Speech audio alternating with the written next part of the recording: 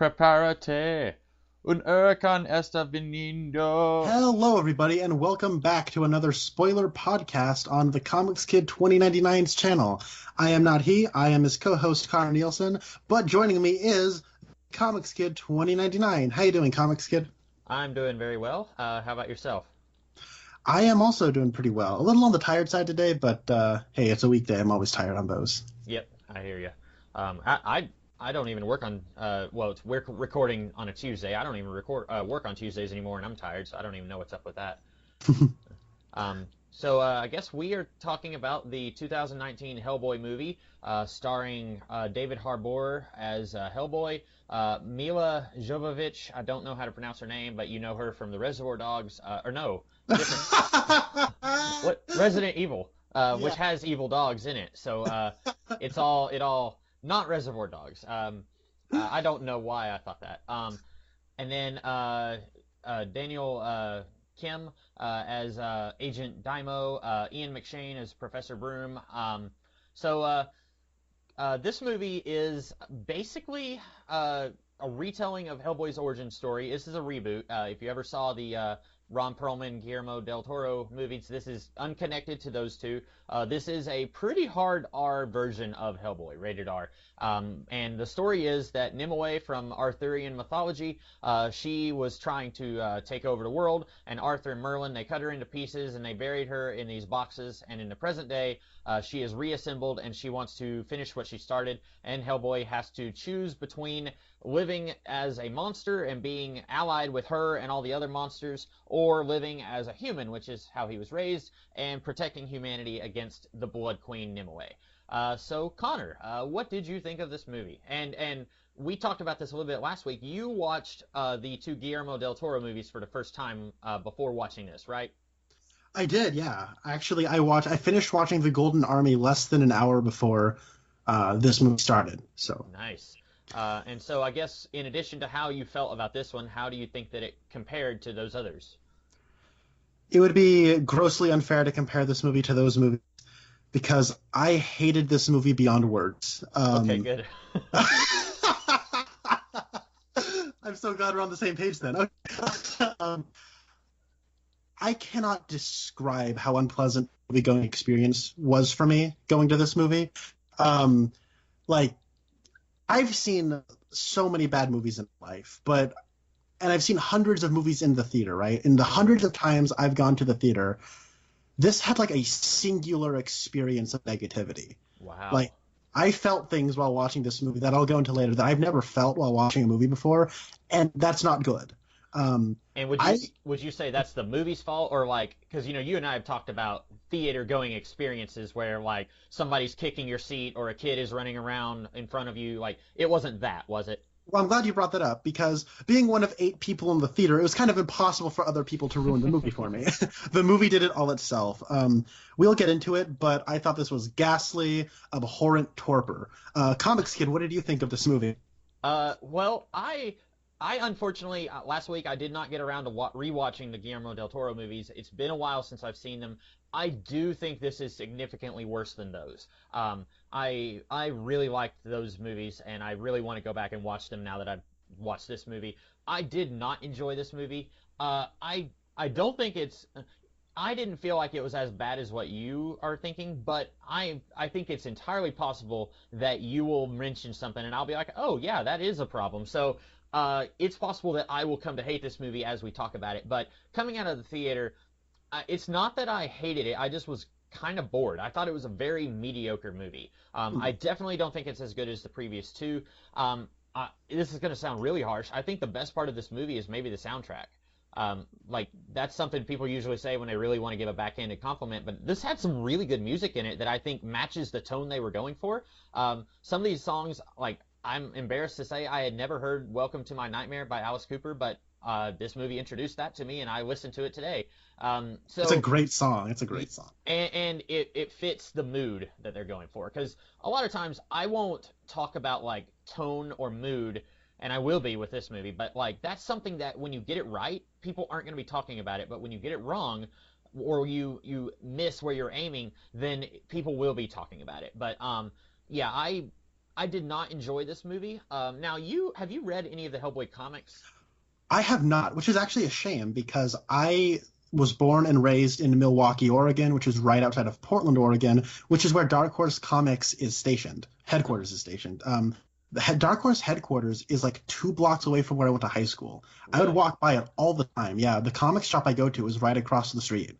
So in a way, like Hellboy is the mascot of my hometown, and I Hmm. feel kind of embarrassed to say I haven't read any.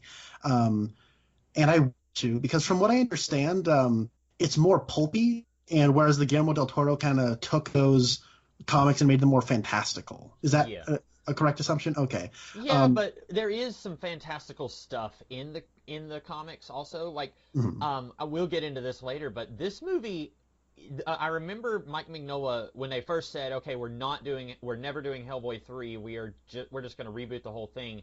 Mignola said this movie was going to be more air quotes comic book accurate, and like a lot of the stuff that you see here. Like spoilers, but Hellboy being descended from King Arthur and Nimue coming back into present day as a villain, that's stuff that is from the comics. And like there are scenes in this movie that feel like they came right off the page. So there is some of that fantastical element in the comics. The Hellboy books are strange because it's equal parts like there's a little bit of Lovecraft influence, there's a little bit of Jack Kirby influence, a little bit of old school superhero influence. There's a huge variety of influences on those comics, and so it would be very difficult to equally pay homage to all of those things that influence the comics with any 2-hour movie. It's one of those things. I say this a lot.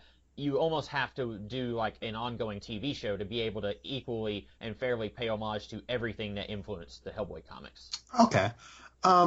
So I mentioned that I grew up in Milwaukee, Oregon. And it's actually interesting because I went to go see this movie at the theater I used to work at, right? Hmm. And I was actually talking with an old manager of mine afterwards, and I guess Dark Horse Comics had sold out 3 screenings on opening night for 400 of their local employees, so they could go see it for free. Yeah. And I guess like a vast majority of an overwhelming majority of people came out of the theater like kind of grumbling and like and the chief phrase my previous employer heard was I'm glad I didn't have to pay for that. Wow. So I let's get you're having a response that I'm hearing most people have, which is it's not as bad as I heard it was, but I didn't care for it. I liked the other movies better. I guess I haven't really heard any one person like lose their mind over this movie, so I guess I'll just be that guy. Hmm. Um, I am glad that I had a couple of days to kind of process what happened because I feel like I don't want to just be like ranting and raving and flailing my arms and all that stuff. I find that stuff very difficult to listen to. So I'm going to try to be as articulate and even tempered as possible. But let's get into it. Why don't you talk about some of the stuff you liked about it? Okay. Well, I think that on the one hand, like this is a reboot in the sense this kind of reminds me of the Amazing Spider-Man. This is to Guillermo del Toro's Hellboy what the Amazing Spider-Man movie was to Sam Raimi's Spider-Man. Especially like, and I liked the Amazing Spider-Man more than some people, but also didn't like it as much as some other people did. So like, the Amazing Spider-Man, it's technically not a reboot. Like, he's fighting a different bad guy. It's a different love interest, but there's so much stuff that it does redo that the Sam Raimi movies had already done. Like, you get to see Uncle Ben die again. You get to see him put on the costume. There's stuff that it's redoing that you've already seen in the previous movies, and I feel like we're kind of getting that here. David Harbour was talking about how, like, well, this is I'm playing a version of the character who is kind of learning to which side is he going to be on? Is he going to be on the monster side or the human side? And I was thinking, yeah, we already saw that in those other movies, and like we get to see Professor Broom die again. Now he's killed by a different dude, but it's repeating a lot of the same stuff, and I feel like even though I haven't seen those Del Toro movies in a long time, I still was thinking like it seems like it's pretty recent that I've seen some of this stuff. Like it doesn't look like it's. I wish it had tried more to trailblaze new ground that the Del Toro movies hadn't already covered. Okay, okay. Um, man, I don't even know where to begin. Like, like I'll begin with like the least of these movies of this movie's sins. So how old is Professor Broom? Yeah, that's a good because he was around during World War II, which And that's he the looks like Ian McShane in World War II. yeah, and they mentioned that because Hellboy says, "Oh, my dad has aged, but you guys haven't." And those guys who eventually betray Hellboy and stab him, they, I guess, were there in that picture from the Wild Hunt. They were there also. And then she said something about like the blind lady. She goes into why they're able to age very slowly. And I just saw this movie yesterday, and I don't remember what it was she said, but she does explain why they're not aging. But then he says that his dad, he said, Dad did age, but then I was like, wait a minute, no, he didn't. Like, he'd be like 150 by now if he wasn't aging, or if he was aging. And Mhm. that was weird. Yeah, like I said, that's like the least of these movies of this movie's Uh-huh. issues. Okay. Comics Kid, why don't you just pick anything at random for me? Ask me what I thought about something because I honestly have no idea where to start. Okay. Well, what did you think of the CGI? Because the Del Toro movies, they prided themselves on using a lot of practical effects, and I really like that in those movies. I most of the time you'll look at CGI and even if it's really excellent, and I think CGI now is a lot better than it was in 2004, but even now, like you can still look at something and say, okay, that looks a little bit fake. I didn't have that so much with this movie. I mean, obviously you have like a 200-foot tall demon that's like walking through the water, and that's obviously fake. But I wasn't necessarily saying like, okay, that is noticeably fake. So what did you think of the CGI? I thought it was awful. I thought it was Okay. worse than the 2004 movie. Um, like the thing about the 2004 movie is I think the 2004 movie has a certain reliance on CGI. Hmm. Like there's that one point where Hellboy has to like crunch a can of beer that's empty, and his whole fist of doom is like completely CG, and it sticks out because for the rest of it, it's just like a part of the costume. And there's a part where like the weird like duplicate monsters has to fight. Like half the time they're CGI because they have to like move all weird and stuff, and it really sticks out against the prosthetics, especially watching it now. Um, there's a part in this movie where Hellboy touches Excalibur, and he looks like a PlayStation 4 game. Hmm. And I'm like, why? He still looks like David Harbour. Why is he like completely CGI right now? And it really stuck out to me. Like that does not look real. Like it doesn't look like he's there. It looks like an animated cutscene. And then he has to like roar or something, and it stuck out. Oh, the prosthetic David Harbour is wearing is so restrictive to his facial movements that they had to make an entirely CG version of him so that his mouth could open wide enough to roar. Hmm. Like and it's things like that that stick out. And all the CG blood. Oh man, CG blood never looks good.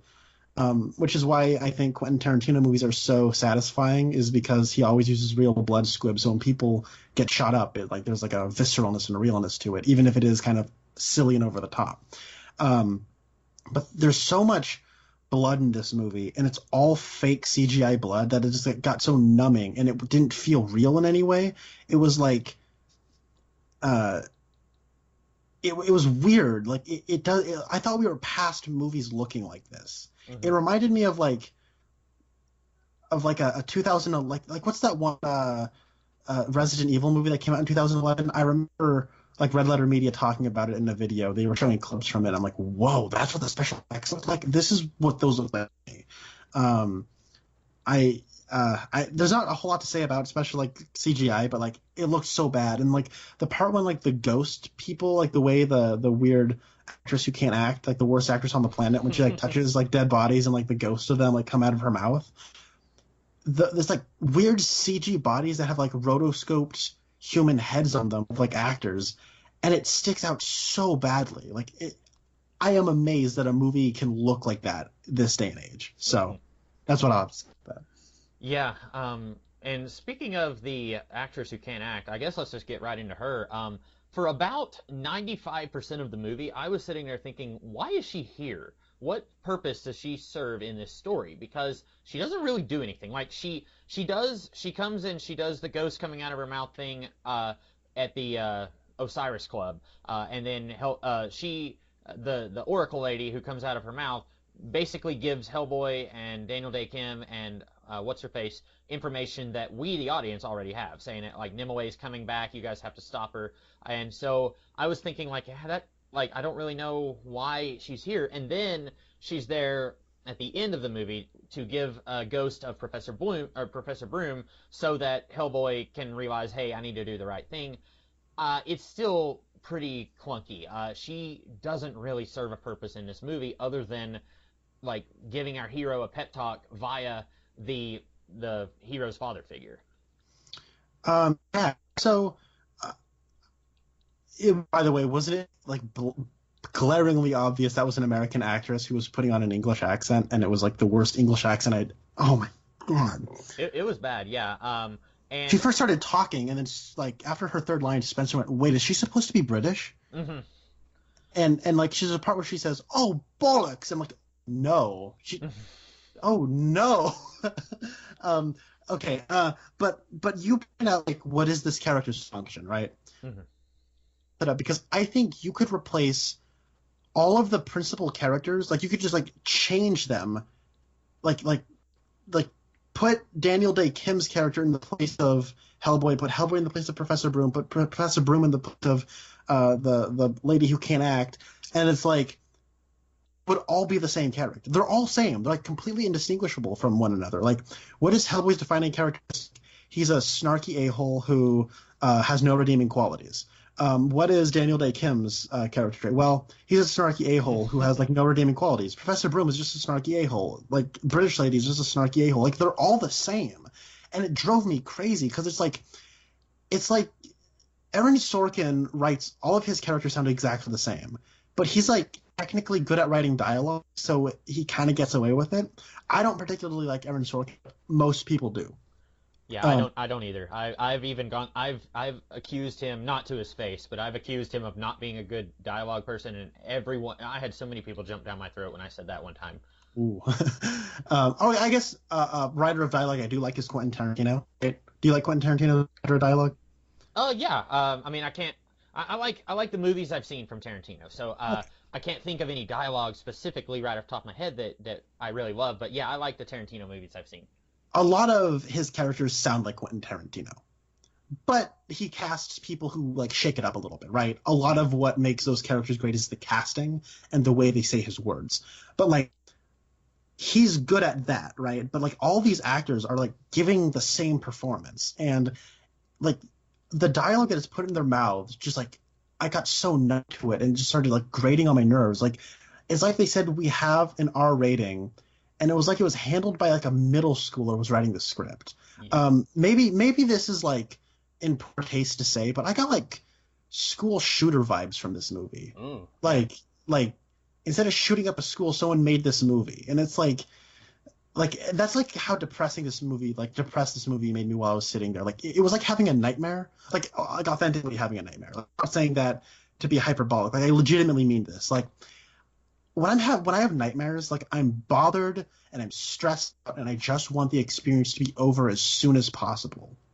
And all three of those describe having this. And it's like everyone is just like, oh, we have an R rating. Let's just throw the F word at each other as often as we can. Yeah. Someone has like an emotional, like a moment of emotional vulnerability. Is, oh, stop being a beep, you mother beep. Like it's numbing, and it's like I get the feeling I'm supposed to like laugh at half of those lines. Like, oh, what in a normal movie, a person is emotionally vulnerable and they'll have a heart to heart, but not in this movie. Everyone's a badass, and they like always swear at each other because it's a kind of, and it's so metal, like it's so immature, it's childish, like it drove me nuts.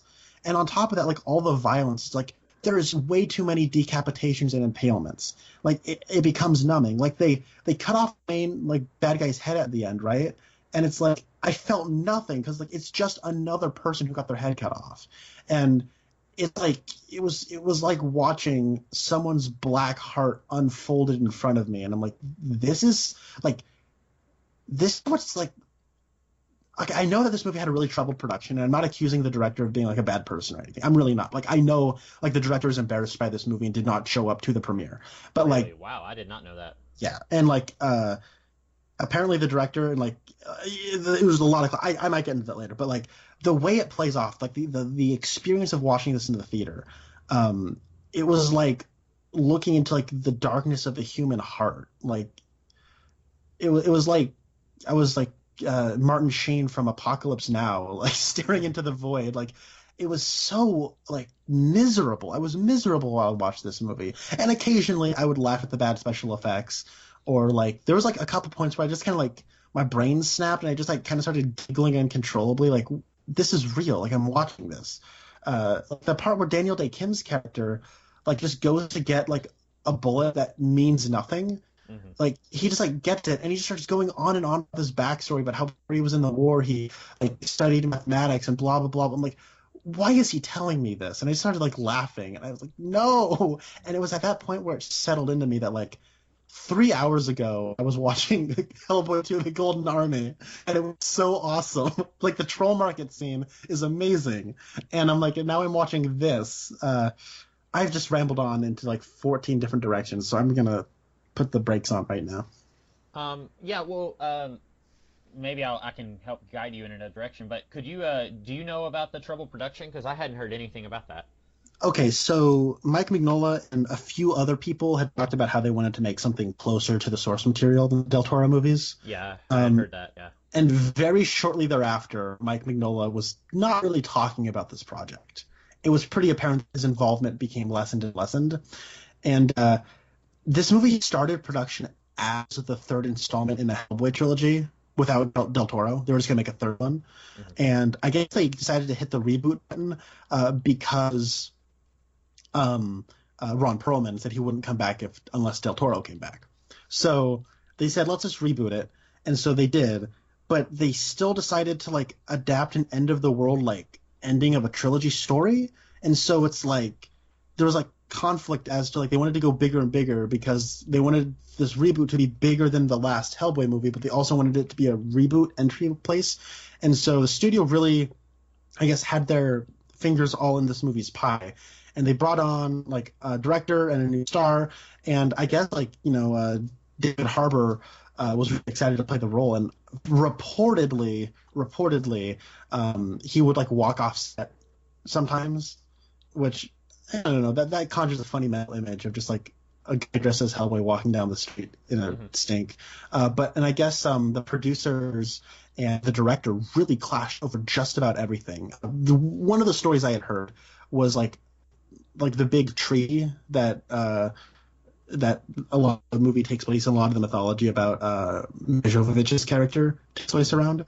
Like there was a like just over everything there was like producers, the director wanted an asymmetrical tree, but the producers wanted a symmetrical tree. So they argued about it forever until there was a symmetrical tree. And then the director, spiteful, threw in an asymmetrical tree at the last minute. And so, and then the director would come in and tell actors how he wanted them to deliver lines. And then after he would walk away, the producers would walk up to that same actor and say, no, no, no, do it this way, like on the set while he was still Ooh, there.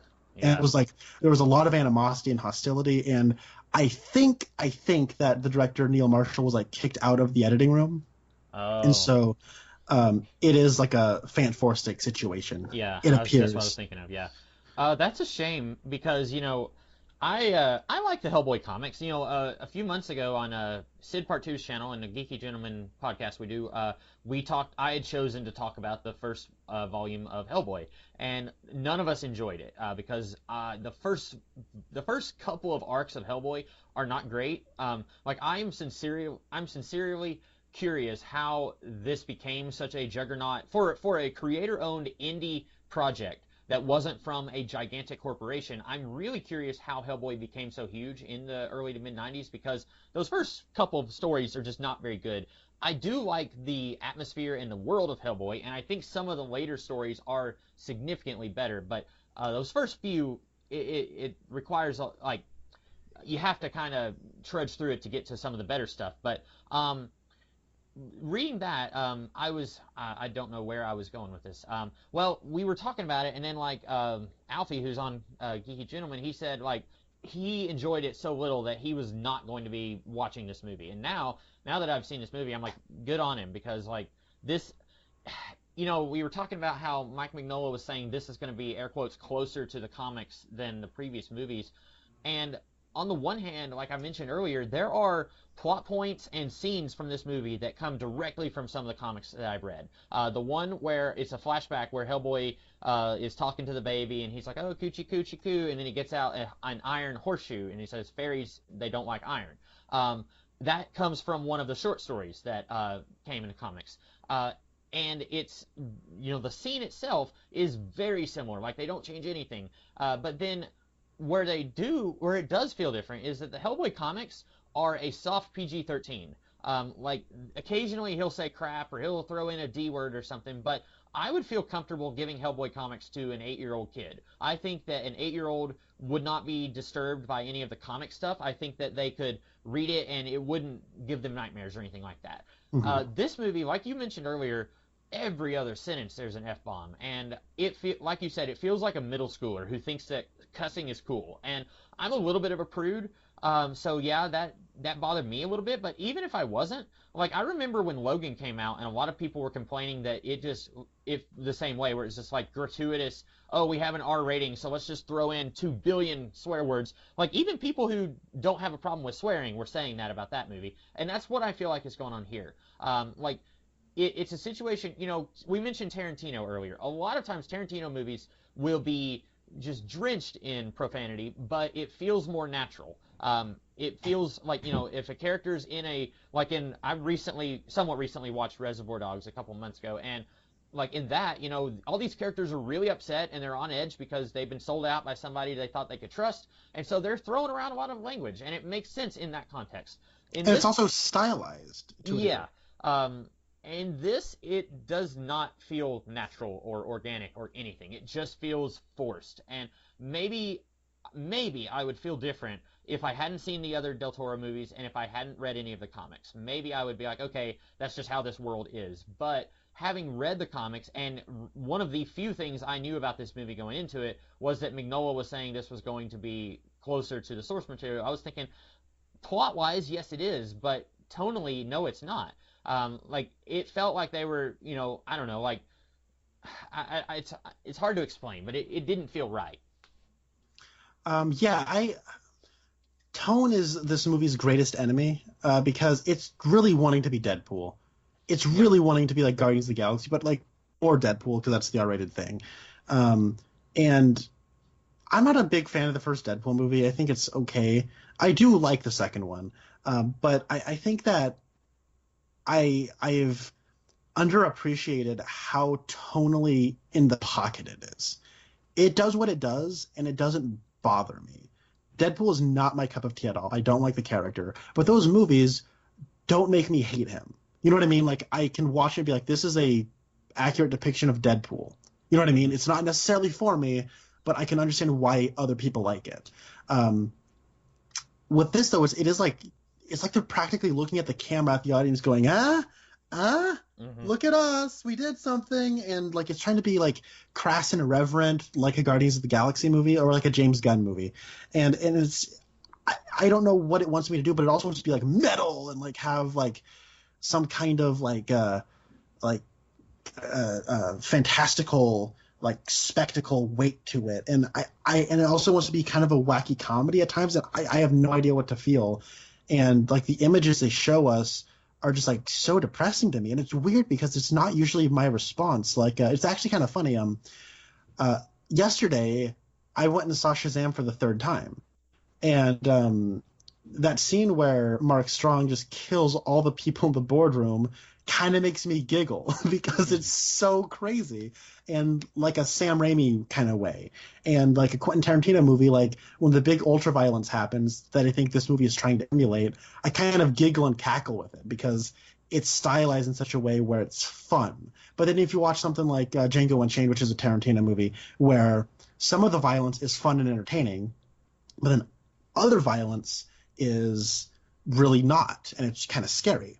And that's because Tarantino understands how to handle tone. He knows how to celebrate movie violence while also carrying like real world violence with like some kind of reverence for historical, like, this was bad. But with this one, it's almost like I don't even know what it's like. I was watching them celebrate movie violence, but it felt like they were celebrating like real world violence. I don't Mm. even know like how. Like I can't even describe it, but it was just the feeling I got while watching it. It just seemed like there was just a distaste for just human worth or human value, and maybe that comes from no one registers as a character. Everyone's just a miserable like prick who hates everyone, and they're always dogging on each other. And it's like there's no like I don't feel like he's not like it's not even like I don't feel like Hellboy's an anti-hero. You know what I mean? Like I feel like I don't know, like the way I would like before watching this movie, I would describe like Ron Perlman, his Hellboy is always kind of a jerk, but the prime word I would use to describe him is he's endearing. There's nothing endearing about any of these characters. And I was watching some like, wow, this movie needs an Abe Sapien, like from the first cup. And it doesn't need to be Abe Sapien, but something of that type, like a C-3PO character or something, someone to like be more objective and good-natured to kind of offset the like kind of disenfranchised blue collar, attitude of Hellboy. You know what I mean? There's have some kind of dynamic between the characters. And my biggest problem with the Del Toro movies is Selma Blair's character. I think her character is the weak link, and I don't find her performance to be all that good. But like, I at least understand what kind of character she is and why she and Hellboy, like on a character level, go together. Now they didn't give him a love interest here, but it's like there's no dynamic between any of the characters. They're all the same. So I've already mentioned that, so I'm going to stop talking. Yeah, and a good way, because sometimes it's hard for me. Like I'll say, the tone is weird, but it's hard to explicitly give examples. I'll tell you what You are 100% correct that none of the characters here are endearing. In the first movie, Selma Blair's character, what was her name? Kate. Liz.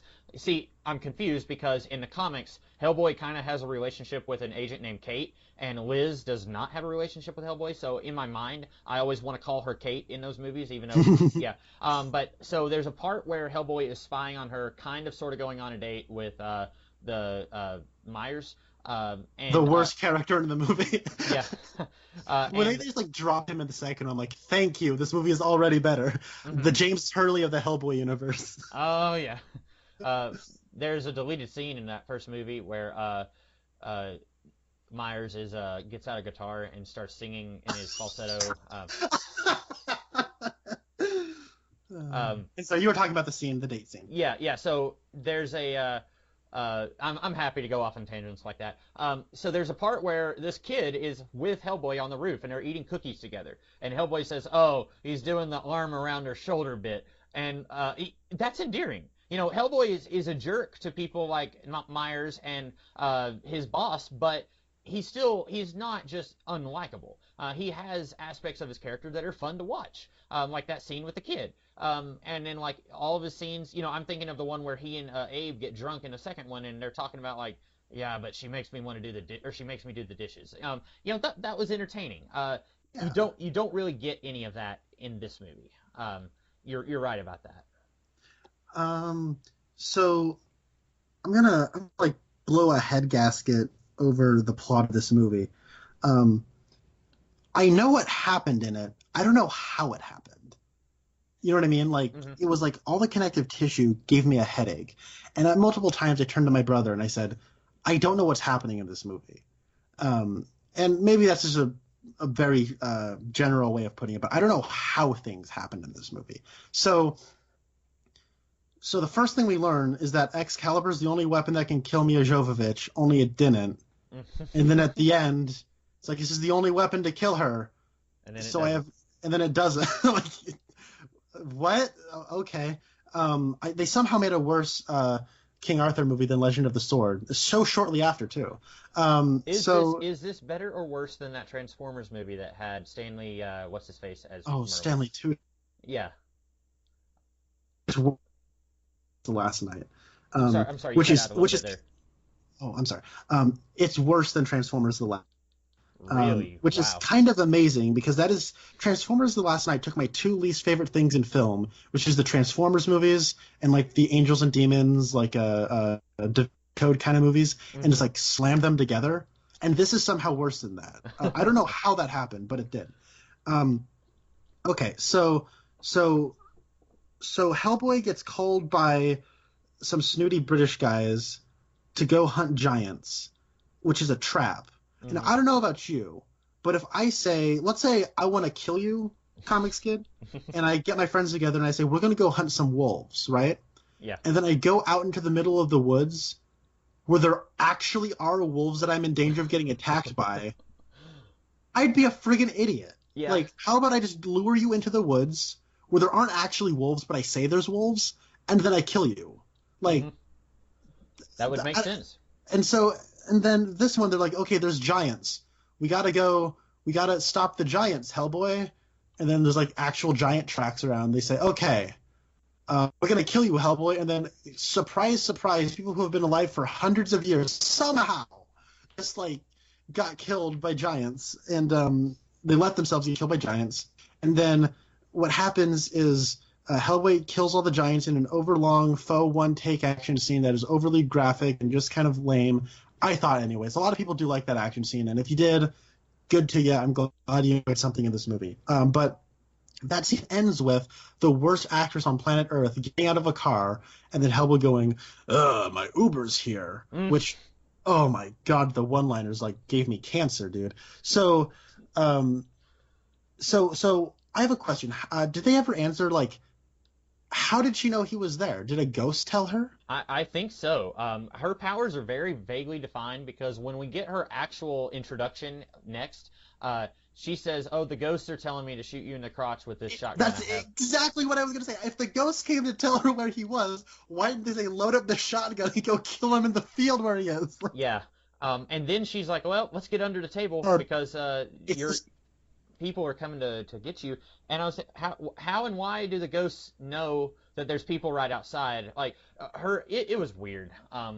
And by the way, before I forget about this, so there's two post-credit scenes for this movie. I stayed for well, the there are. first. Yeah, did you stay for either of them?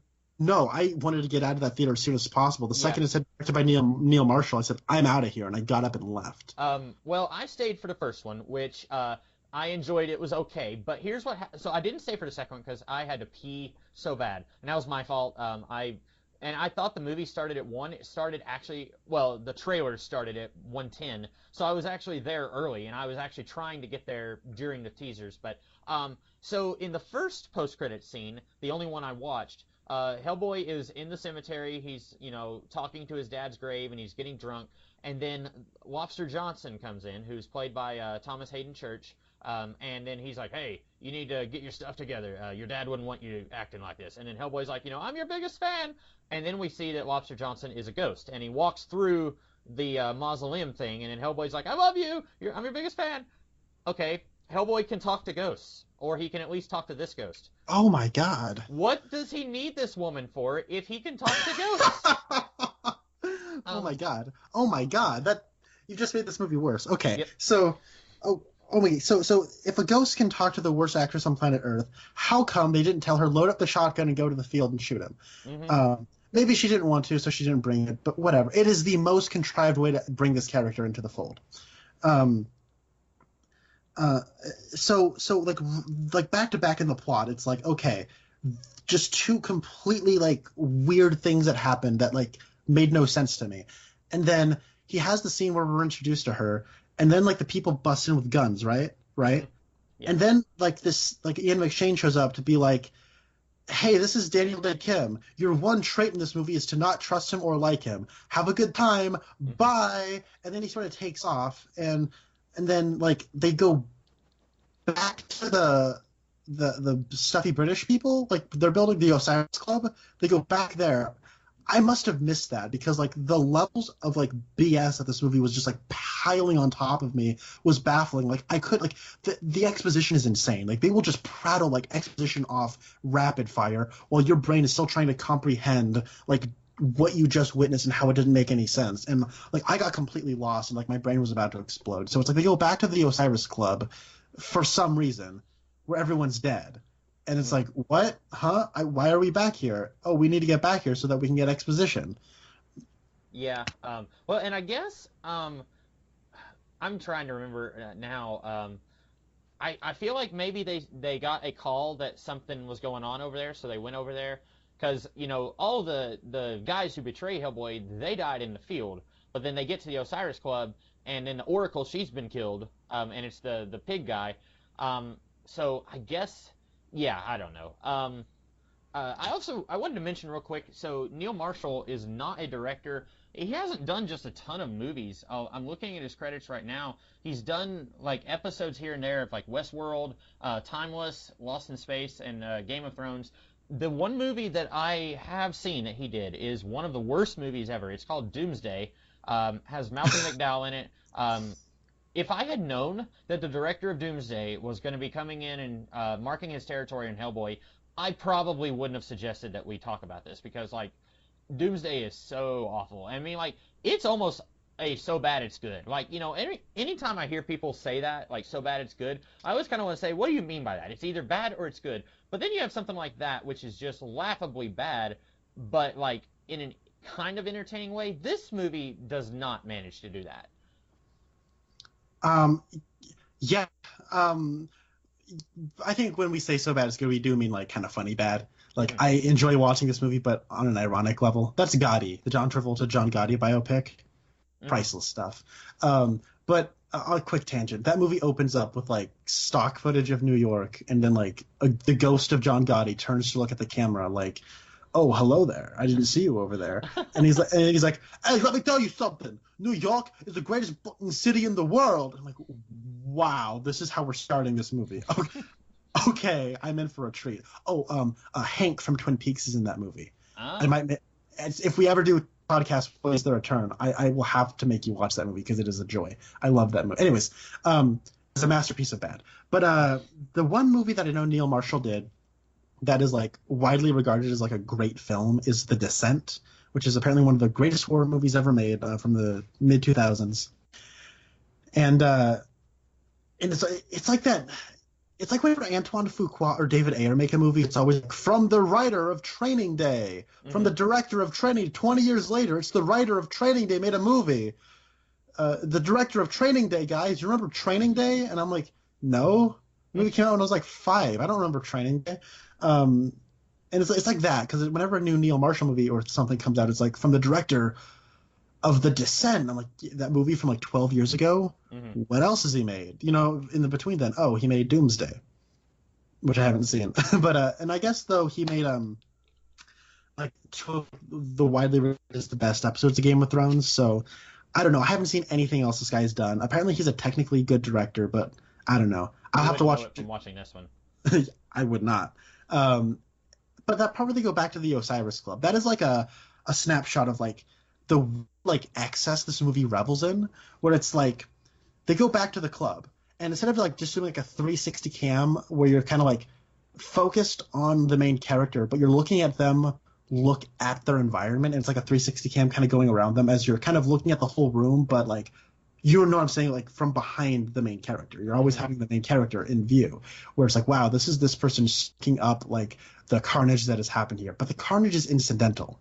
This movie, it's like you get really like close detail shots of every single dead body in that place, and it feels so gratuitous and like mean-spirited. And that's like the way I described it. It was like mean-spirited and ugly and just like repulsive. I just wanted to take a shower after this movie. I'm not Catholic, but I felt like I needed to talk to a priest and like confess that I'd seen Hellboy. But I had a place I wanted to go with that, but I forgot. I'll probably remember a little bit later. But do you have anything to say? I guess I do like that this is bringing some of the King Arthur stuff in. I do wish we could get a good King Arthur movie. Like you said, Legend. I think I like Legend of the Sword better than some people, but I recognize that it is not a good movie. I like it because it's a King Arthur thing, and I'm a huge King Arthur fan. But did you watch The Kid Who Would Be King that came out earlier this year? I did not.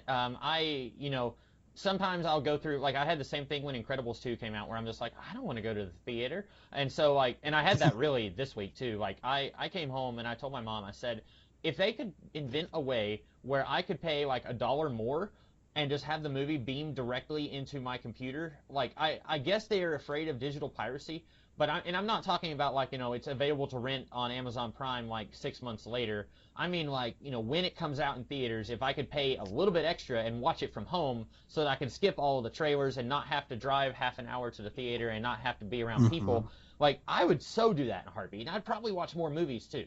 And like I paid, I think it was like $9 for this ticket, and I'd pay more to watch something from home. But yeah, so I never did go and see that one, but I have heard people say it was really good. And it was cute, yeah. This movie is like very similar on the plot level. Like that one is Merlin, Castaway Morgana, like down into the underworld, and she has recently come back up, and they need to like get a person to stop her. It's like, wow, this is really similar.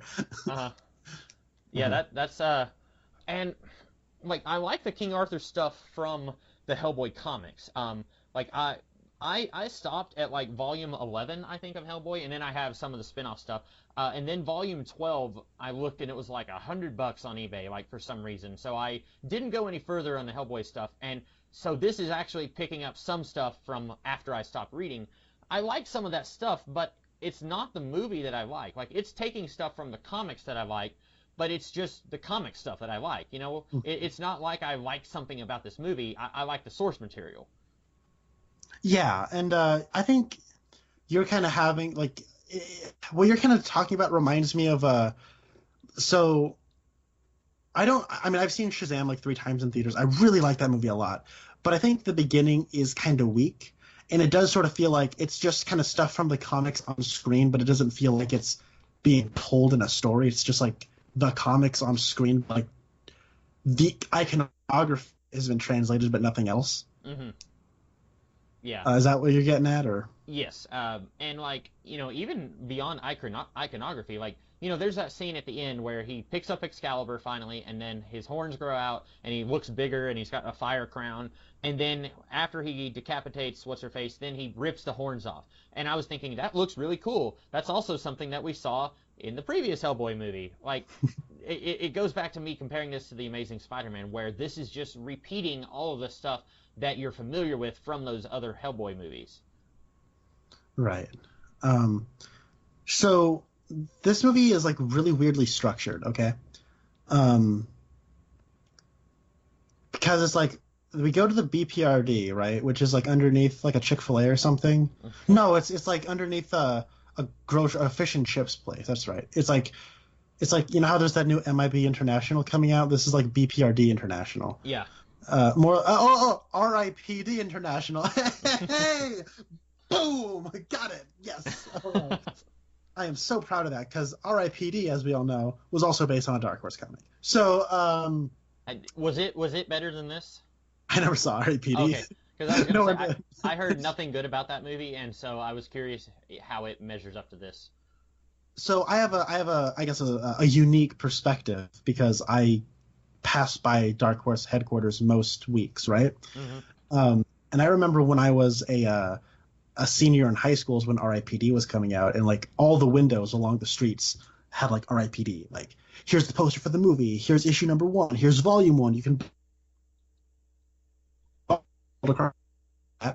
and then when it came, so I'm like, oh, I guess it was a Dark Horse comic. I didn't know that. And this week I passed by and it was all Hellboy stuff, and I just felt so bad because I knew everyone behind that window did not like the movie they were advertising on their window. It's one of those things like whenever before the first Deadpool movie came out, like, I mean, we're talking like back in like 2004 or something, whenever they were in talks to make a Deadpool movie, and Rob Liefeld is like, hey, I saw the script, it looks really good, and I'm thinking, yeah, but you're the co-creator of the character, so you would say that even if it was bad. Like, and Mike Mignola was talking about like, oh, this is going to be closer to the source material, and I'm really curious. He's not going to straight up talk against this movie because it is based on something that he made. But in like 10 or 15 years, I really want someone to just bluntly ask him, so what did you think of that movie? Because I honestly don't think that I just want to know what the people who worked on this, because apparently there was like 2 or 3 script passes. Like, Mignola offered some stuff on the script, Neil Marshall did a little bit of touching up on it. I really want to know what everyone who worked on this, like, I want to see people play the name game, basically, where it's like, well, it wasn't my fault, Neil Marshall decided to do this stupid thing, or, something like that. I want everyone to explain this movie in the same way that Fantastic Four was just like an abysmal movie, and Like, I didn't know about a lot of that stuff like you were talking about when that movie came out, but like, I just want to have an explanation for this movie.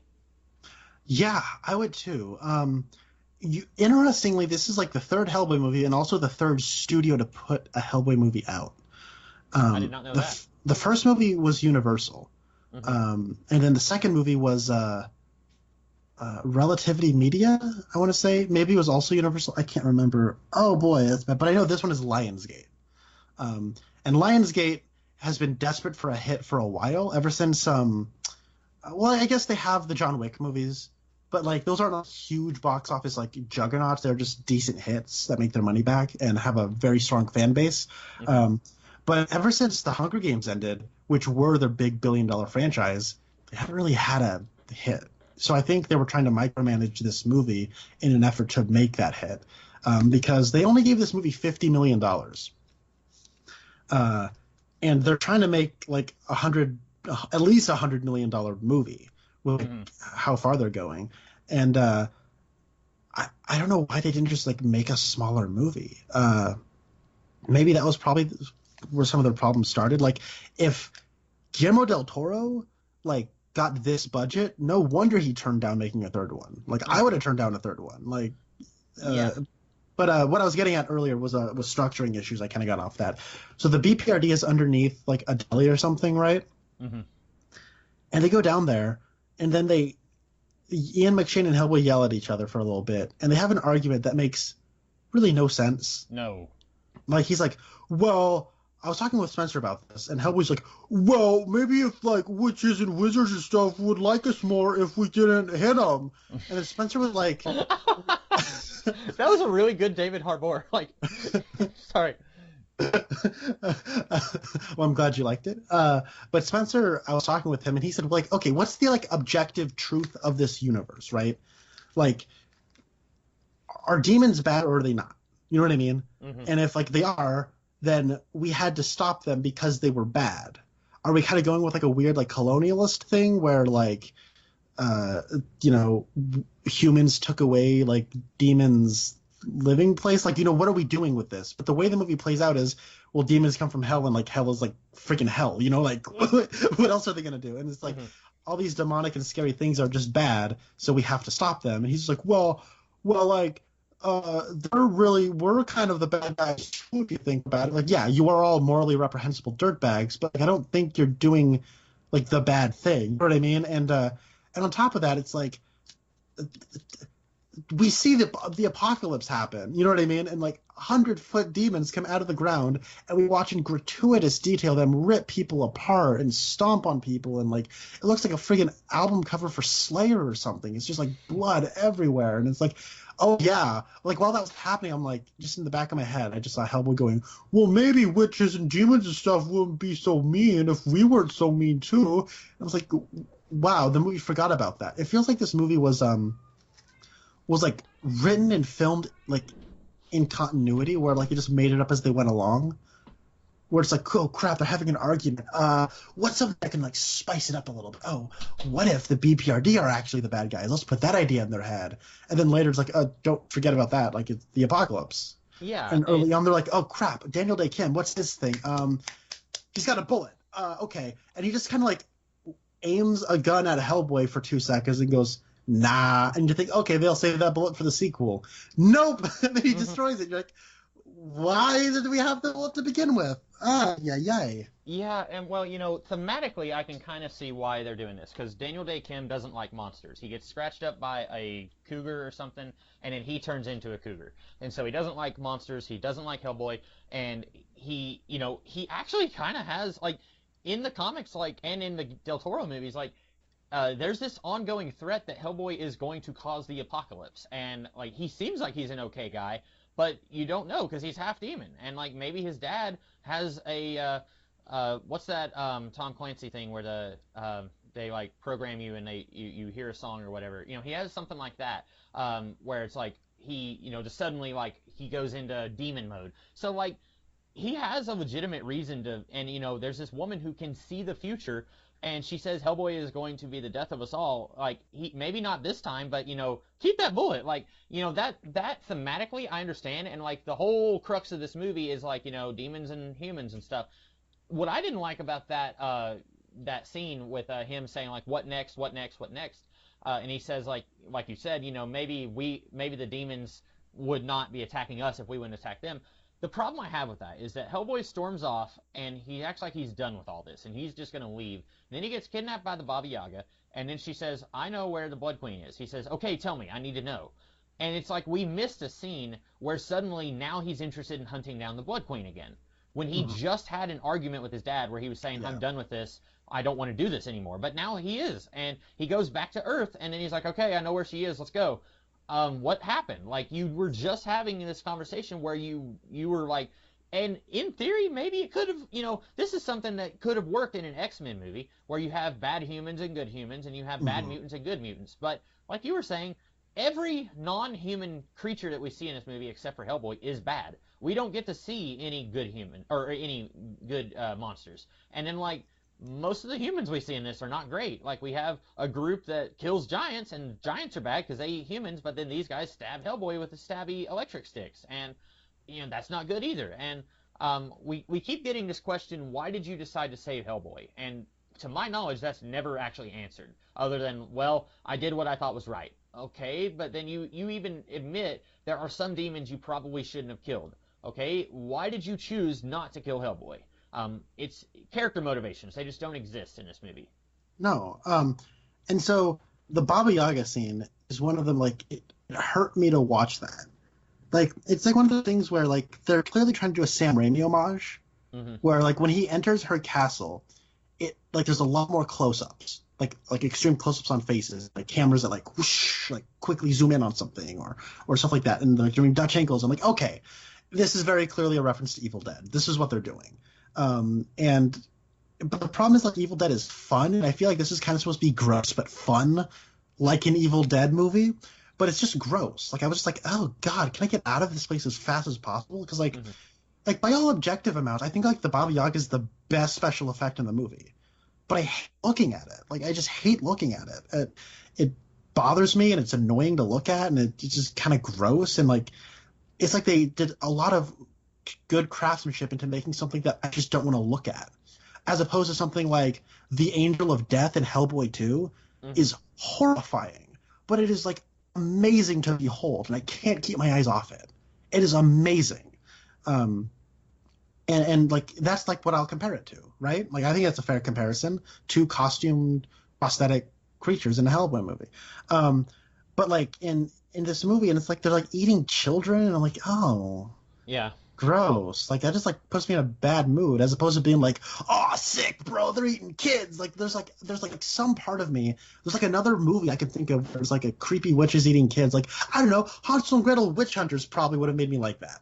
You know what I mean? Like, and that's like a guilty pleasure of mine on some level, but like, you know what I'm saying? Like, there's a way to do something like that that's really morbid and kind of gross, but like, there's a weird, like, entertaining quality to it that's like kind of perverse. Like, you know what I mean? Like, but it's trying to do that, but it doesn't strike it. And I got so confused because I can't understand half the things the Baba Yaga is saying. And like, it's imperative exposition for a sequel that will never happen. And so, like, she says, I'll tell you where the queen is, but you gotta promise me you'll come back, and we gotta kiss. Okay, then it's like the most disgusting thing I've ever seen in my life is them kissing. And then she goes, okay, now give me your eye. And I went, what? And he went, no, I said after. I'm like, what? I must have missed something. Because I thought you guys were talking about, where's the Blood Queen? Okay, tell me where it is and I'll come back, and then like we'll seal it with a kiss. I missed, like, when did like the taking of the eye come out? And Spencer missed the whole setup with the kiss, and he heard everything about the eye. And I'm like, is it like one of those like blind spotting posters where it's like the dialogue is so rapid fire you're only able to register like one thing at a time, where it's like where you can see the vase but you don't see the two faces, or you see the faces but you don't see the vase. You know what I mean? Like, is that what's happening? Because it's like I completely missed that. Like, I was, oh my goodness sakes. Can you explain that scene to me? Because I don't understand it. So I didn't have any problems with the eye. Basically she said, I'll tell you where the Blood Queen is, but you have to give me your eye. And then he said, okay. And then she said, I don't want you to trick me. He said, I'll do it. And then she says, let's seal the deal with a kiss, which was just gross for grossness' sake.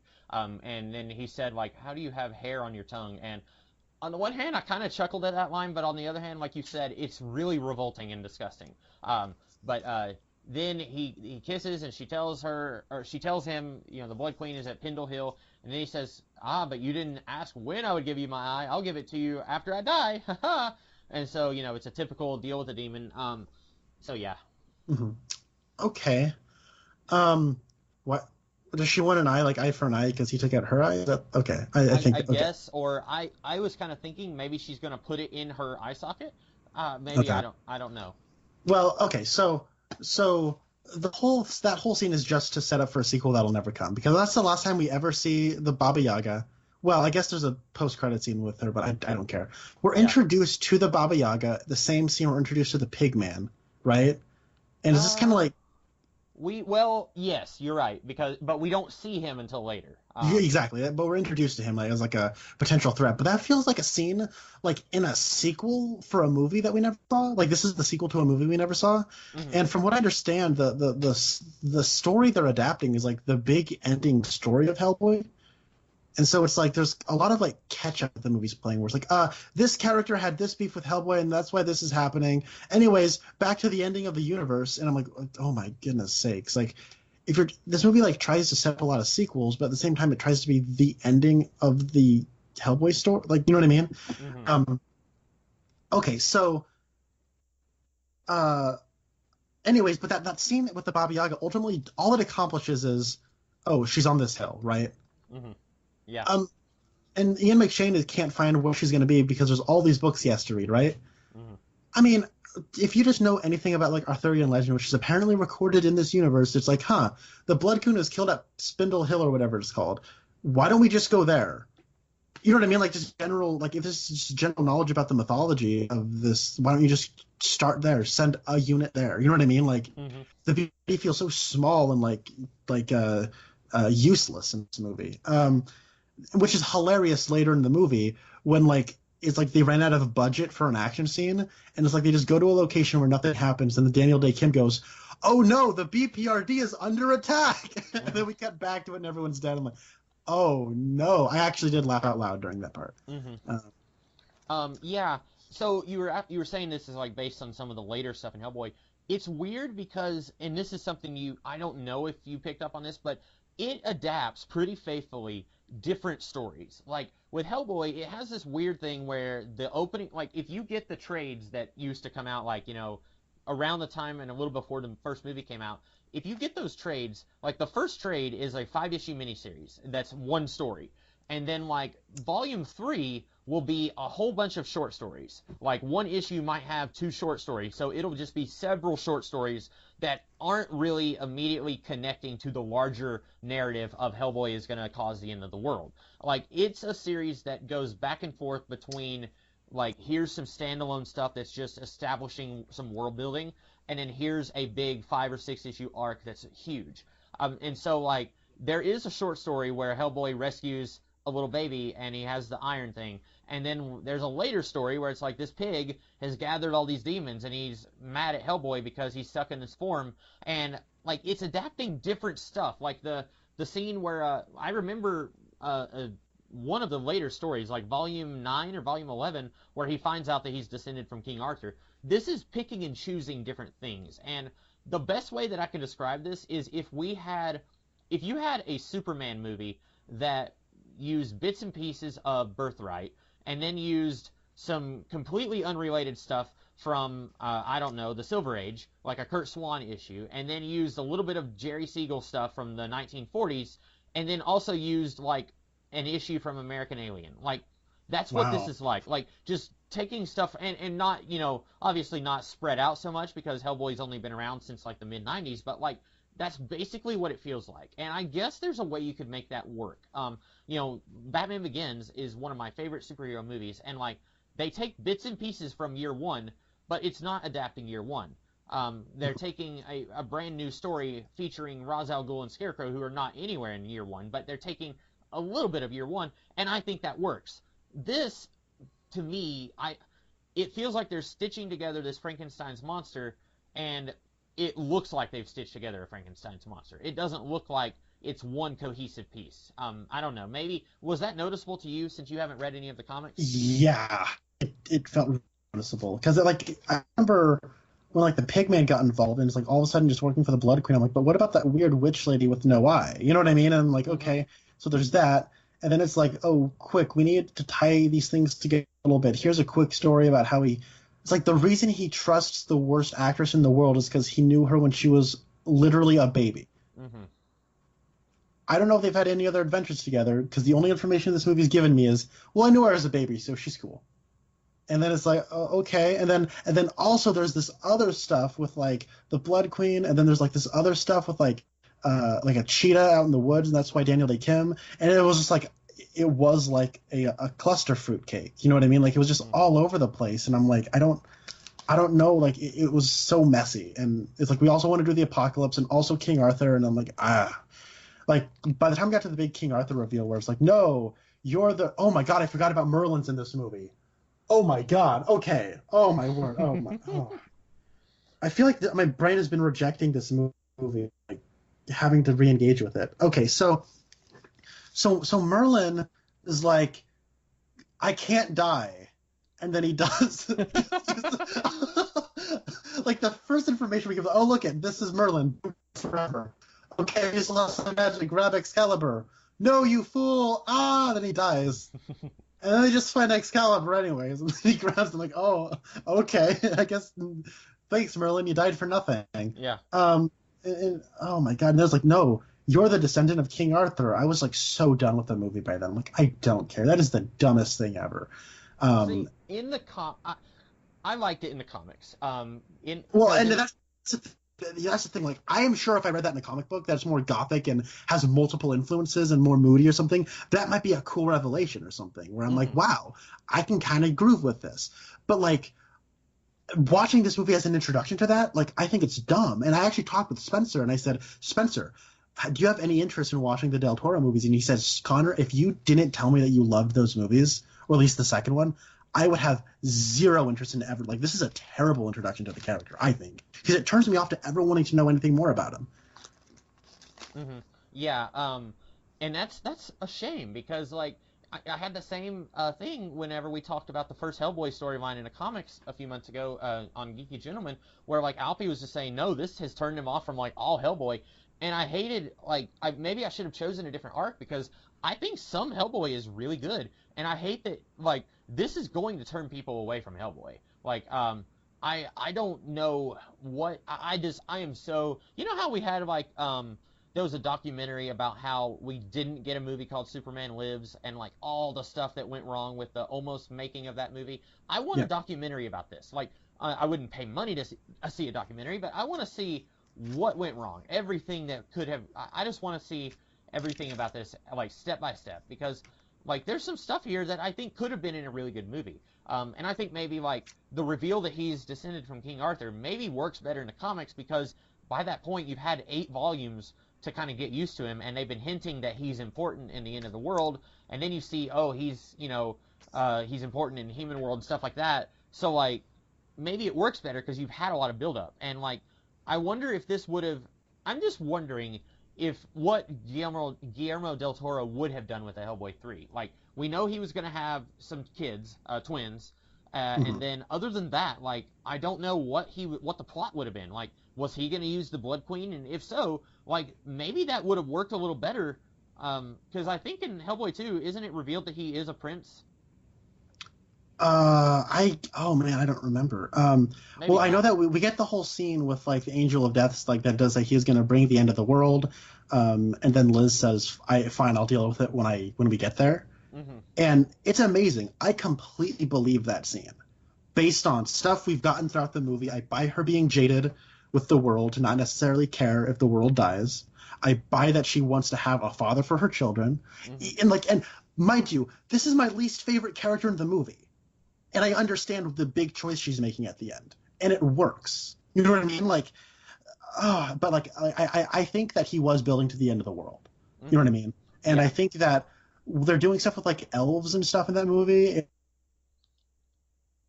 they are leaning towards like a history that like you could buy King Arthur in. Maybe it wasn't necessarily King Arthur. Maybe it was like, or maybe it's revealed that like the king who had a war with the elves was King Arthur. Mm-hmm. Maybe they'll do something like, I don't know. That would have been cool. But I don't know. It would have been interesting. I don't want to. It's a dangerous hole to go down in the land of make believe of like what could have been. But yeah, I am fascinated reading about like Superman Lives. Like I am always fascinated. I read part of Kevin Smith's script for that. I think it was floating around on the internet. I don't know how legal that is to do something like that, but I did. And like, you know, sometimes I'm like, man, we are so lucky we didn't get a movie like that. And then sometimes I'm thinking, man, why didn't we get that movie? But I'm always interested in like what could have been with movies in general, really. Yeah, no, I also find that so fascinating. But at the same time, it's like The Magnificent Ambersons is Orson Welles' directorial follow-up to Citizen Kane. Mm-hmm. And it's basically a lost movie. Yeah, it is a movie that is it is released. It is in the Criterion Collection right now. Like you can watch it. It was released in theaters. Like you can get your hands on it. There are DVD copies. There is a Blu-ray copy now. But it is in its form as it is right now still kind of a lost movie. Yeah. Because it is so vastly different than his version of the movie. Because he made a weird deal where it was like, I want complete creative control over my first movie, and the studio can do whatever they want with the following movies. And he was like 24 years old when he made Citizen Kane, so he was a very confident, we could almost say egotistical young man.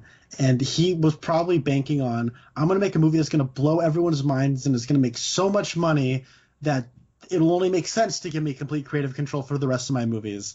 Except Citizen Kane did not do very well at the box office, and it was not well liked when it came out. So the only Oscar it won was for Best Screenplay, and they only gave it because the co-screenwriter of Citizen Kane was like an industry like legend at that point, and he hadn't gotten his due yet. So this was their way of giving him an Oscar. So yeah. Huh. I've found out a whole lot of stuff that I didn't know. Like you hear Orson Welles, it's like he was like, you know, one of the Hollywood movie guys, and then it's like, oh, he kind of had, of course, really after Citizen Kane, like he went and did like, you know, pee commercials or wine commercials in the 70s.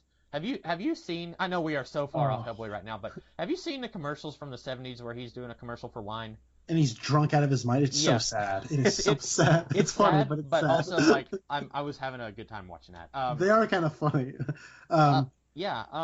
So, do you have any other thoughts on this movie? Yeah, I'm going to talk about the Hellboy origin, and I don't understand Hellboy's like issue with his dad in this movie, because like the way it's told to us is he goes to visit the Knights Templar or whatever it's called, the Osiris Club, right? And he goes and he visits them, and then a reject from Fantastic Beasts shows up and says, "All right, I'm going to tell you your origin, Hellboy," and he's like, "Okay," and then it's like, we see the scene from the first movie, except this time there's Lobster Johnson. And I'm like, I know comics kids probably happy that Lobster Johnson, because I know he's your favorite Hellboy character. Yes. If they, as bad as this movie is, if they told me today that they are going to do a Lobster Johnson prequel, I would be the first in line to watch that. As bad as this movie is. And I mean, like, it would be like, you know, an Indiana Jones movie or like The Shadow or something. Like, you know, those are things that I love. So I'd be all up in that. But carry on. So it's weird because it's like, I don't know what Ian McShane told Hellboy, like how he found him. I don't know that story. And then it's like, the story is like, oh, the Nazis conjured you up, and then your dad said, don't kill it. He's like, wow, Dad, I'm a Nazi and you didn't tell me. It's like, well, you're not really a Nazi. The Nazis conjured you up. Yeah. You idiot. And at the same time, your dad didn't want to kill you. He stopped people from killing you. Like, why are you so mad about this? Like, I don't get it. And then, like, we get a cameo from, like, the best villain in the first movie, which is, like a zombie for blood, and he's got, like, the blades and stuff. Like, he's got the sweetest, like, pulpy Nazi costume in the first movie. You know what I mean? Where he's got the blades that come out of his arms. Yeah. In that opening scene, I'm like, wow, that is some great art direction. It's like that. Basically, that same costume is in this movie, but it's just not as good. And I went, wow, this is a downgrade. But like that whole scene is like, it's just kind of the first movie. I'm like, okay, I get this is probably just like how they do it in the comics, but it's like the way they shoot that scene, it's like they're kind of like, I guess Lobster Johnson, would you say he's like a very pulp character? That's sort of his thing. Yeah, definitely. It was weird because it's like Thomas Hayden Church is playing that like Lobster Johnson as pulpy as he possibly can, but the way they shoot that scene is not pulpy at all. It's like I feel like they shot that scene, or maybe Neil Marshall shot that scene like thinking of Captain America: The First Avenger, right? Mm-hmm. But it doesn't look anything kind of pulpy like that. Like First Avenger looks like pulp. And Joe Johnston, the director of First Avenger, he made a movie called The Rocketeer. I don't know. Have you seen that movie? Yeah, I actually just recently watched it less than a month ago. How do you like that movie? I've never seen it. I like it. If you like the first Captain America movie, you will probably like The Rocketeer. It is a 1990s superhero movie, so there are a few problems with like, wait a minute, how did we get to this point? Like, not necessarily jumps in logic, but like, you know, it's a 90s superhero movie, but it's a really good one, and one that I don't think a lot of people will watch because it kind of flew under the radar, but I like it. Isn't Terry O'Quinn like Howard Hughes in that movie? Yeah, he is. That's great casting. That's awesome. It is. And Timothy Dalton is in it, and he's okay. He's pretty good. What? Oh, I have to watch this now. I really like Timothy Dalton. Okay. So, I don't know. I feel like they were trying to make that scene pulpy, and it just kind of plays like they were rushed filming it. Like the camera angles are kind of weird. Like our introduction to Lobster Johnson is like kind of this weird looking up at him, and it's like not framed right. I don't know. Either way, the whole origin thing is just kind of like weirdly placed, and he's like, the only reason he really went to the Osiris Club is just to get his origin. Because like in all honesty, he could have just like said, "Oh, the Osiris Club told you to meet him in a field." Okay, and then he goes to the field. You know what I mean? But we need to fill out this corner of the universe because we want to make a sequel. Oh, just kidding. We killed them all off for some reason. I don't get why we got all that mythology, but whatever. Like it's like that. That's the kind of complaint that wouldn't bother me if this movie was better. But the movie is so clustered and such a mess as it is. Like all that added exposition that doesn't ultimately end up meaning anything. Like, also. The ending scene, like, you know how earlier I said this movie needed like an Abe Sapien? Mm-hmm. When it was like, I'm like, why are we watching this scene? Like, what is the point of it? And it was like, oh, look, it's a tank. I went, oh, please leave poor Abe out of this. I don't want to see this movie's version of Abe Sapien. He'll probably just be a jerk. Like, so. You know when Del Toro made The Shape of Water, I thought I was being super clever when I was like, hey, maybe this is an Abe Sapien prequel to the... And then I look and, like, everyone online was saying the same thing. When I saw this, I was like, hey, maybe it's The Shape of Water intruding in on the Hellboy. Like, even no matter how hard they try, they can't get rid of Del Toro. Yeah, So you said this movie has not done well financially, right? Okay, it has a $50 million budget, right? Mm-hmm. Your opening weekend is the most you're ever going to make in a weekend, right? Yeah, probably. It made $12 million. Oh, well, they tried their best, I guess. I was going to say one more thing about Abe Sapien, actually. In connection. Go ahead. It's funny you mentioned Shape of Water, because what is Abe Sapien's favorite food in the original Hellboy? Oh, man, it's been a while. What is it? Well, he loves rotten eggs. They feed him rotten eggs. The eggs go bad. Their egg imagery is all over The Shape of Water, and the way that Eliza, who's the main character of Shape of Water, the way she and the fishman in that movie kind of start to get to know each other is she gives him eggs, like her hard-boiled eggs. Okay. I think, like, in all seriousness, I think Del Toro was like, screw you guys, you're not going to let me do Hellboy 3. I'm just going to do an Abe Sapien movie, and I'm just going to, like, change one thing about it, and then you can't stop me. And... Well, his romance in Hellboy 2 is so wonderful and so sweet. Mm-hmm. And, like, the Gilman from Shape of Water looks so much like Abe Sapien, and it's the same actor. Like, and they're doing, like, the thing with, like, the eggs, and it's like, I think he was thinking of Abe Sapien when he made that movie, for sure. Yeah. I'm trying to think of...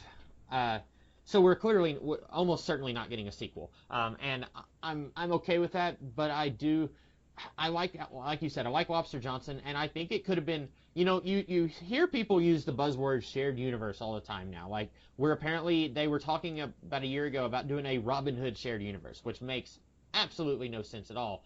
Like, Hellboy is a franchise you could almost make it work because there's a little shared universe of Hellboy stories in the comics. Like, you have Lobster Johnson prequels, and you have Abe Sapien spinoffs, and then Hellboy quits the Bureau, and then the BPRD, they have their own stories while Hellboy's got his own thing going on. And that's cool. Like, you could do something like that if you had a good base to build on. And this isn't a good base to build on. So we're probably not ever getting my Lobster Johnson movie that I want. But, like, with the thing is, and I guess this is not too important, but in the comics, when Hellboy first started, it was actually part of a bigger shared universe with other creators. John Byrne was doing this thing called Danger Unlimited, which, in his words, was Fantastic Four done right. And oh my God, what an a-hole.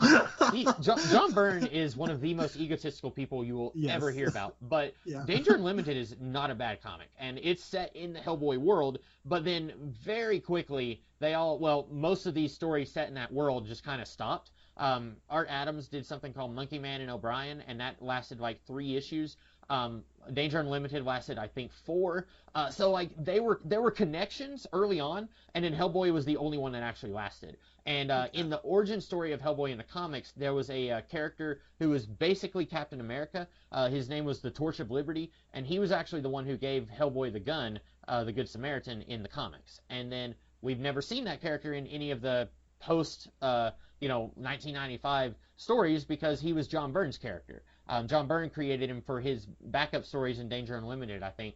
And the Torch of Liberty, I feel like the Lobster Johnson is kind of sort of the Torch of Liberty in this movie, where it's like the Torch of Liberty was there when Hellboy was summoned in the comics, and here it's like, well, we can't use him. I'm assuming we can't use him because John Byrne owns that character, so we're going to have to use Lobster Johnson instead.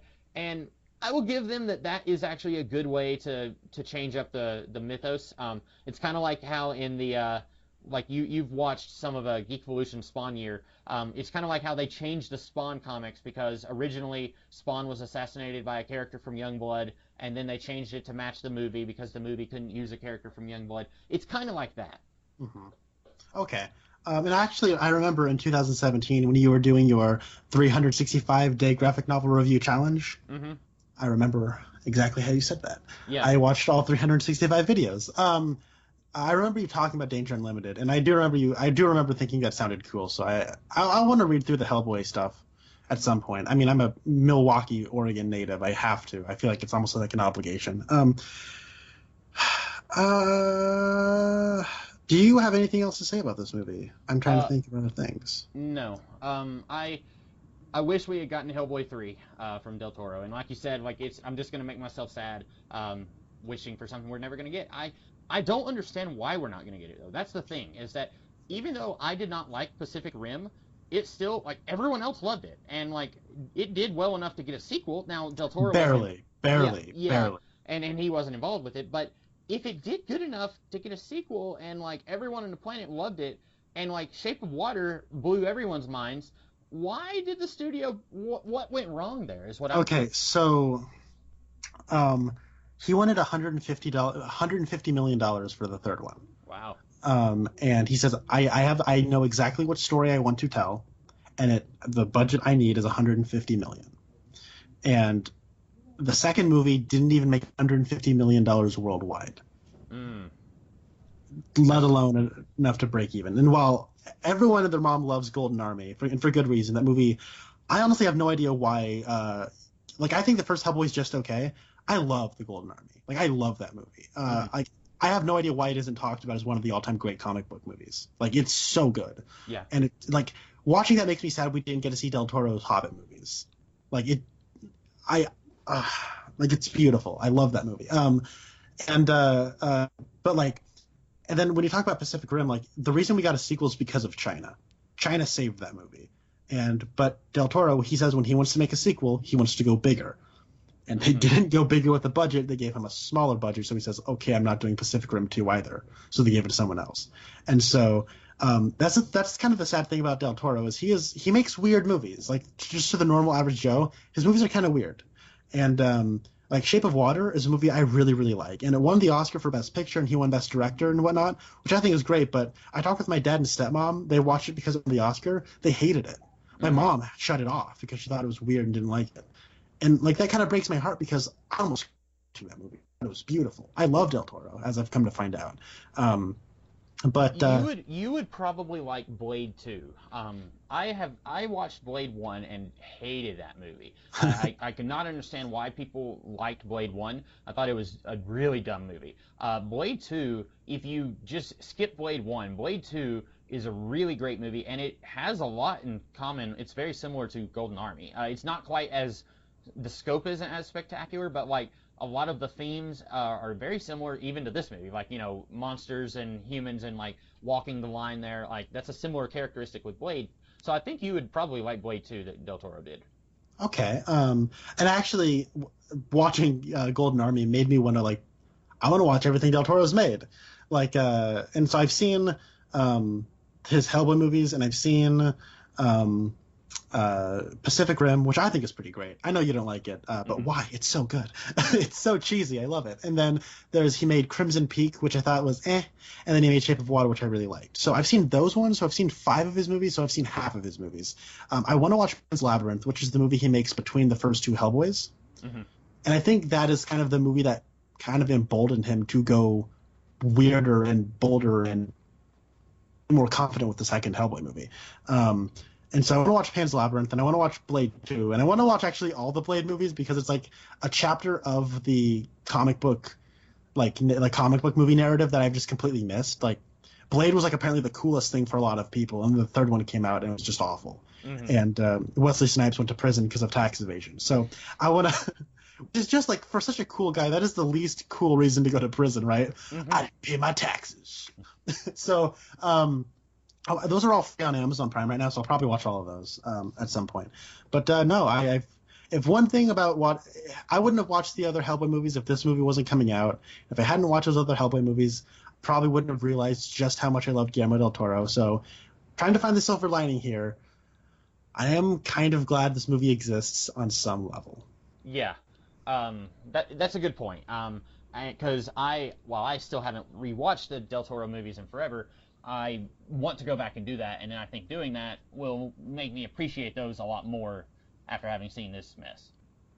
Yeah. I guess to close this out on maybe the most depressing way possible, this movie gave me existential anxiety. Wow.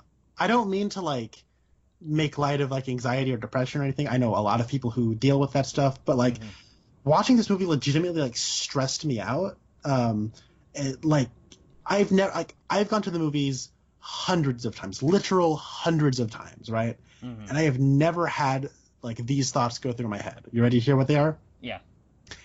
What if gunmen just walked into this theater and shot me right now?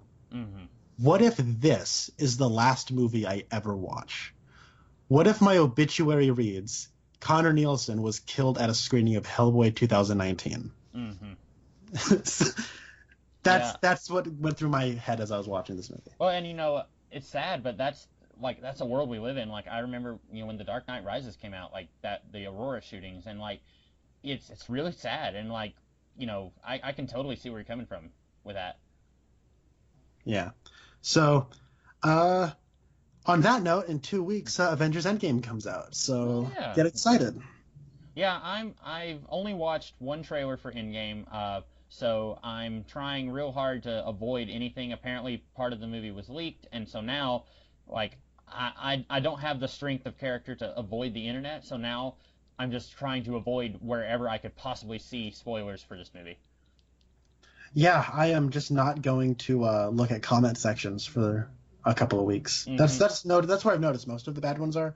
So I stick on mainly YouTube to like my bubble, which is like something I trust, and so I will not leave my bubble. Sometimes I venture outside my bubble, not for the next 2 weeks. On Facebook, I am going to skim my timeline And if I see anything with Chris Evans' face on it, I am just not going to look any further.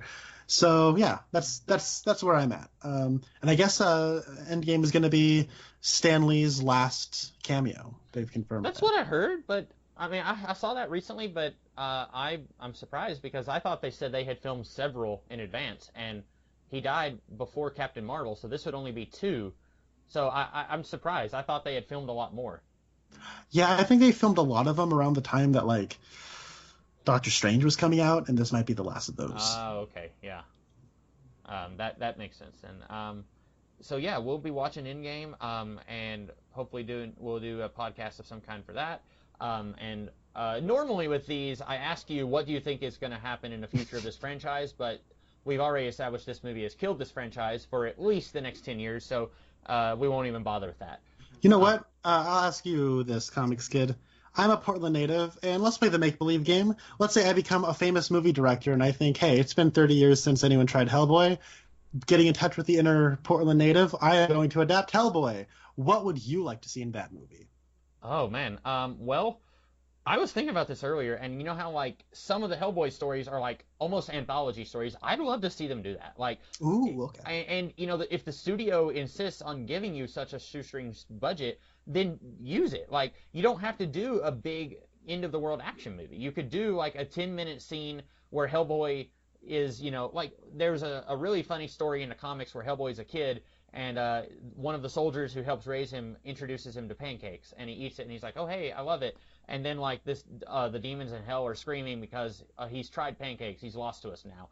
And, like, that's funny. And, like, you could do something like that in just a 2-minute scene. Or, like, you know, do Abe Sapien's first solo mission or something like that. Like, I'd love to see, because you don't get that a whole lot. I think Creepshow in the 80s was probably one of the last times we had something like that. Well, that's not true. What was that movie that Bryan Singer did that was it was a horror movie and Anna Paquin? Oh, Trick or Treat. He produced that. It was actually directed by the guy who later made Krampus, and he is making the new Godzilla movie.